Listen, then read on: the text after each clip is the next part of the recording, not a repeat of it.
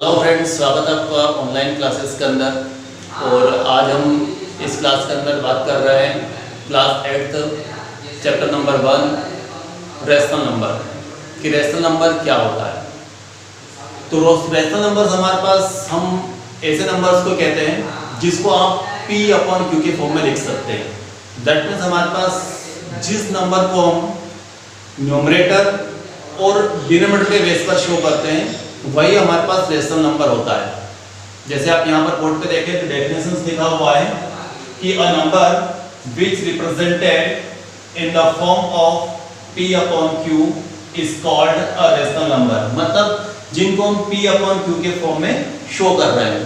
तो यहाँ पर हमारे पास P किसको रिप्रेजेंट करता है, तो P रिप्रेजेंट करता है हमारे पास न्यूमरेटर को, और Q किसको रिप्रेजेंट कर रहा है, Q रिप्रेजेंट कर रहा है डिनोमिनेटर को। तो न्यूमरेटर और डिनोमिनेटर के बेस पर जो नंबर्स हमारे पास आइडेंटिफाई होते हैं उन्हीं नंबर्स को हम नाम देते हैं यहाँ पर रेशनल नंबर का, कि वो हमारे पास एक रेशनल नंबर है। और इसका जनरल फॉर्मूला अगर बस बन जाएगा rational number equals to P/Q, that means numerator upon denominator. तो ये हुआ हमारे पास रेशनल नंबर्स। रेशनल नंबर के जो हमारे पास डेफिनेशंस है उसके बाद हम बात करते हैं उसकी प्रॉपर्टी के बारे में कि रेशनल नंबर्स की प्रॉपर्टी क्या होती है। तो पहली प्रॉपर्टी इसकी आती है the value of rational number does not change if we multiply its numerator and denominator by the same non zero integers.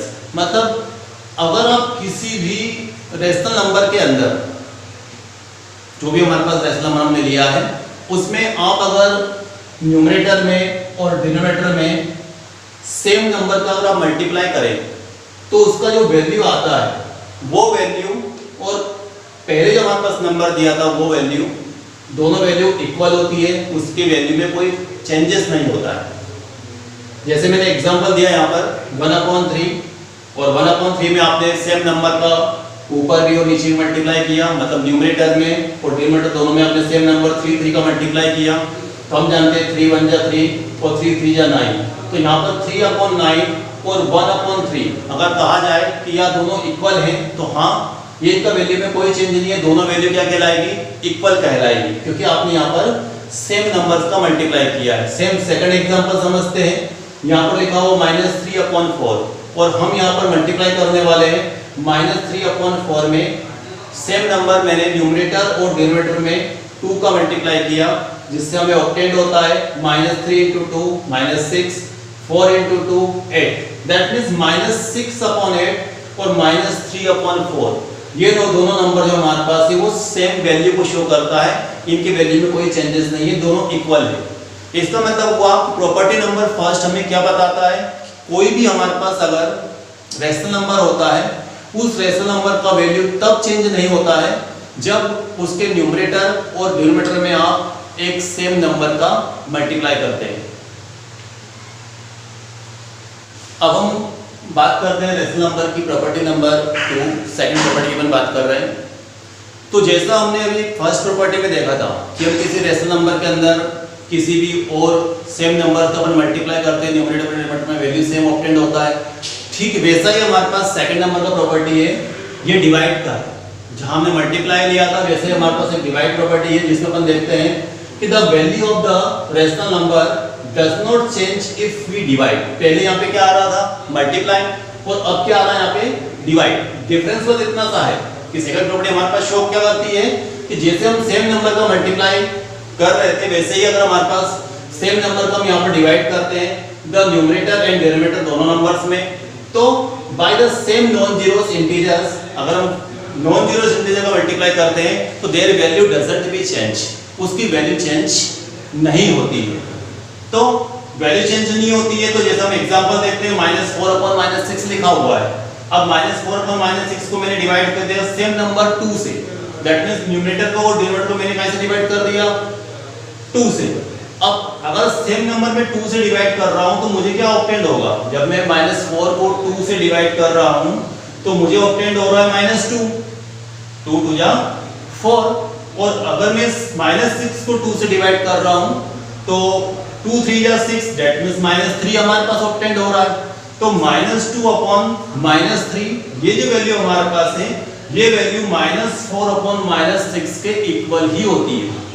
मतलब दोनों के वैल्यूज में हमारे पास कोई चेंज नहीं है, जबकि हमने उसको सेम नंबर से क्या कर दिया है, डिवाइड कर दिया है। तो ये हमारे पास प्रॉपर्टी शो करता है डिवाइड के लिए और मल्टीप्लाई के लिए कि जो भी हमारे पास रेशनल नंबर्स होते हैं उनमें आप किन्हीं भी नॉन जीरोस नंबर का अगर अपन मल्टीप्लाई करते हैं ऊपर और नीचे या उसको हम डिवाइड करते हैं तो भी हमारे पास उसके वैल्यू में कोई चेंजेस नहीं आता है। तो ये दो प्रॉपर्टी हमारे पास कॉमन प्रॉपर्टीज हो गई है, एक डिवाइड की हो गई और एक मल्टीप्लाई की हो गई है। अब करते हैं property number third. We can write a negative rational number such that the denominator is a positive integer. That means जो हमारे पास रेशनल नंबर है, अगर उस रेशनल नंबर में आपको एक इंटीजर जो है नेगेटिव में दिया है और हमें ये कहा जाए कि हमें उसको पॉजिटिव में कन्वर्ट करना है, जैसे यहाँ पे लिखा हुआ है कि हमारे पास जो डिनोमिनेटर है उसको हमने पॉजिटिव इंटीजर्स में कन्वर्ट कर दिया है। तो इसके लिए जो प्रॉपर्टी नंबर फर्स्ट जो हमने यूज किया था मल्टीप्लाई, हम उसका यूटिलाइज कर सकते हैं कि आपने सेम नंबर का ऊपर भी और नीचे भी मल्टीप्लाई कर दिया। देखो यहाँ पर मैंने माइनस जो हमारे पास 1 है उसका मैंने ऊपर भी और -1 का नीचे मल्टीप्लाई किया हुआ है। हम जानते हैं 1 का मल्टीप्लाई करने पर किसी का वैल्यू चेंज नहीं होता है, तो वैसे हमारे पास हमने -1 का दोनों में मल्टीप्लाई कर दिया है। तो -1 का जैसे आपने मल्टीप्लाई किया तो 5 और -1 का मल्टीप्लाई करने पर हम जानते हैं प्लस माइनस का साइन लगेगा, आपके पास आया माइनस का 5। -7 और -1 दोनों माइनस के, और जब माइनस में माइनस का मल्टीप्लाई होता है तो हम जानते हैं माइनस प्लस में आंसर आता है, तो हमारे पास आया प्लस का 7। दैट मींस पहले हमारे पास वैल्यू था 5/-7 और अब हमारे पास वैल्यू है -5/7। तो इस टाइप से हमने इसका डिनोमिनेटर क्या कर दिया, पॉजिटिव इंटीजर्स में कन्वर्ट कर दिया। तो ये हमारे पास जो है we can write a negative rational number, जो भी हमारे पास नेगेटिव रेशनल नंबर्स होता है जैसा हमारे पास यहाँ लिखा हुआ है, तो उसे हम पॉजिटिव इंटीजर्स में चेंज कर सकते हैं, उसमें उसका वैल्यू कोई चेंज नहीं होता है।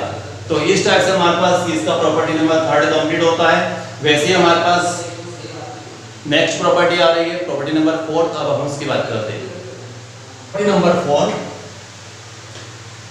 जो इंटीजर्स हमारे पास है, if a and b are positive integers then the rational number a upon b and -a upon -b are both positive and the rational number -a upon b and a upon -b are both negative.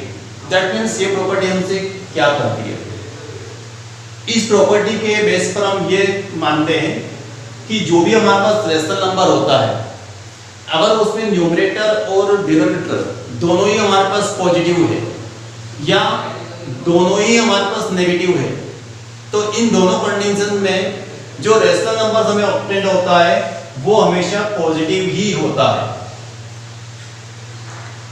अगर दोनों ही मतलब numerator भी और denominator भी दोनों के दोनों number कैसे हो, पॉजिटिव हो, तो वो पूरा रेशनल नंबर हमारे पास किस टाइप का हो जाता है, वो रेशनल नंबर आपके पास पॉजिटिव रेशनल नंबर हो जाता है।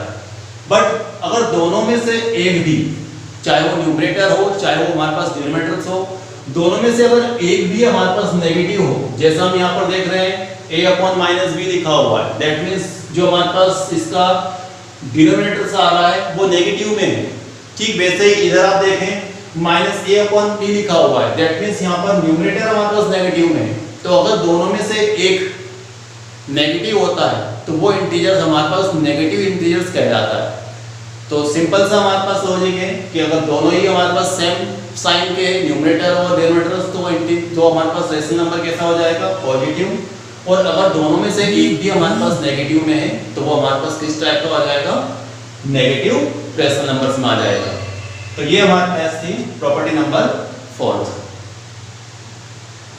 प्रॉपर्टी नंबर 5 एंड 6 इसकी हम बात करते हैं। तो प्रॉपर्टी नंबर 5 हमारे पास है the sum of two rational number is always a rational number. That means जो दो रेशनल नंबर हमारे पास है, अगर हम उन दोनों रेशनल नंबर को ऐड करते हैं, मतलब उन दोनों का सम करते हैं, तो सम करने के बाद जो हमारा आंसर ऑब्टेंड होता है वो आंसर भी एक रेशनल नंबर ही ऑब्टेंड होता है। ठीक वैसा ही प्रॉपर्टी नंबर 6 हमें ये बताता है कि difference of two rational number is always a rational number. जैसा हमारे पास सम वाला था ठीक वैसा ही डिफरेंस, सम में हम प्लस करते हैं, डिफरेंस में अपन माइनस करते हैं। तो अगर दो रेशनल नंबर्स को हम सब्ट्रैक्ट करते हैं, माइनस करते हैं, उनका डिफरेंस निकालते हैं, तब जो हमारा आंसर ऑब्टेंड होता है वो भी एक रेशनल नंबर ही ऑब्टेंड होता है।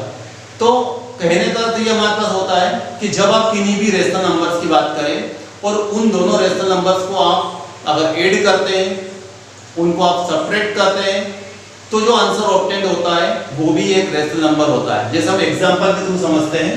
सपोज किया आपको 1/3 और 1/4 ये दो रेशनल नंबर आपको दिया और इन दोनों रेशनल नंबर को मैं ऐड कर रहा हूँ।